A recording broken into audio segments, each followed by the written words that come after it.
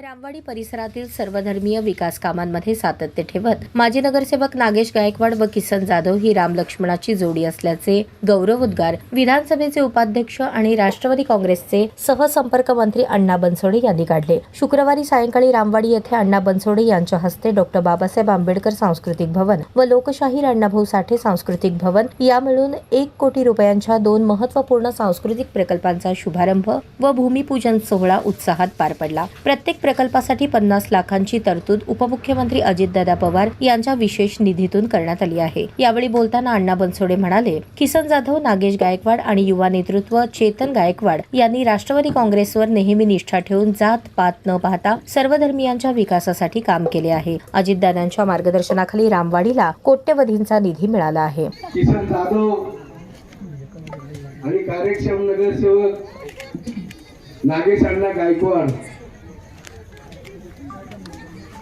यांच्या प्रेरणेतून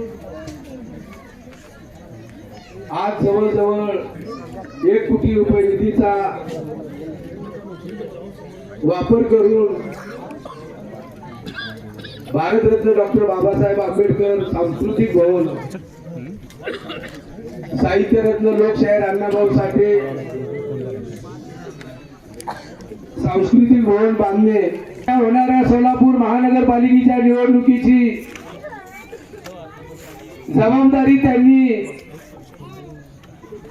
महाराष्ट्र राज्याचे मंत्री आणि आपले सहकार संपर्क मंत्री दत्ता मामा भरणे आणि माझ्यावर उद्या होणाऱ्या सोलापूर महानगरपालिकेची निवडणुकीची जबाबदारी दिल्यानंतर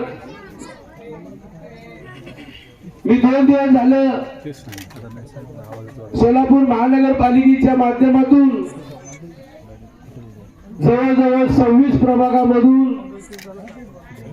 102 नगरसेवकांच्या काल आणि आज जवळजवळ प्रत्येक प्रभागामध्ये त्या ठिकाणी राहत असलेल्या जनतेच्या, त्या ठिकाणी उपस्थित असलेले विविध संघटनाचे अध्यक्ष असतील, सर्व जाती धर्माचे प्रमुख पदाधिकारी असतील आणि त्या परिसरामध्ये जाऊन त्या लोकांशी संपर्क साधल्यानंतर तिथल्या काय अडचणी त्या समजून घेण्याच्या प्रयत्नातून उद्या होणाऱ्या महानगरपालिकेच्या निवडणुकीच्या संदर्भात खऱ्या अर्थाने सोलापूर महानगरपालिकेमध्ये राष्ट्रवादी काँग्रेस पक्षाच्या माध्यमातून 26 प्रभागांमधून राष्ट्रवादी काँग्रेस पार्टी सर्व ठिकाणी त्या आरक्षणानुसार राष्ट्रवादी काँग्रेस पार्टीच्या चिन्हावरती सर्व उमेदवार उभे केले जाणार आहेत। प्रास्ताविक बोलताना प्रदेश उपाध्यक्ष किसन जाधव म्हणाले, रामवाडीमध्ये विकासाचा नवा अध्याय सुरू झाला असून दोन्ही सांस्कृतिक भवनांचे काम लवकरच पूर्ण करून नागरिकांच्या सेवेत अर्पण केले जाईल अशी ग्वाही यावेळी दिली। यतीमखाना परिसर, गरीबी नगर, लहान इराणा होती, मोठी इराणा होती, विजापूर नाका, लक्ष्मी विष्णू मिल चाळ, या चाळीतला सर्व तमाम माझ्या माता भगिनींना आरोग्याच्या सुविधा उपलब्ध व्हावं यासाठी मी असेल, माझे सगळे नगरसेवक नागेश गायकवाड असतील, आम्ही आमच्या या माता भगिनींना आरोग्याची सेवा द्यावा म्हणून आमच्या निधीमधून 25 लाख रुपयाचे अँब्युलन्स त्या ठिकाणी आरोग्य सेवेसाठी उपलब्ध केलं। त्याच पद्धतीने साहेब, क्रीडांगण क्षेत्रामध्ये माझ्या तरुण पोरांना, माझ्या भागातील कबड्डी क्षेत्रामध्ये त्यांना वाव मिळावा, स्कोप मिळावा म्हणून सातत्याने विविध स्पर्धा असतील, आदरणीय दादांच्या माध्यमातून दादांच्या वाढदिवसाच्या निमित्त जिल्हास्तरीय स्पर्धा, कबड्डीच्या स्पर्धा सातत्याने नियमाने या भागामध्ये आम्ही घेत असतो।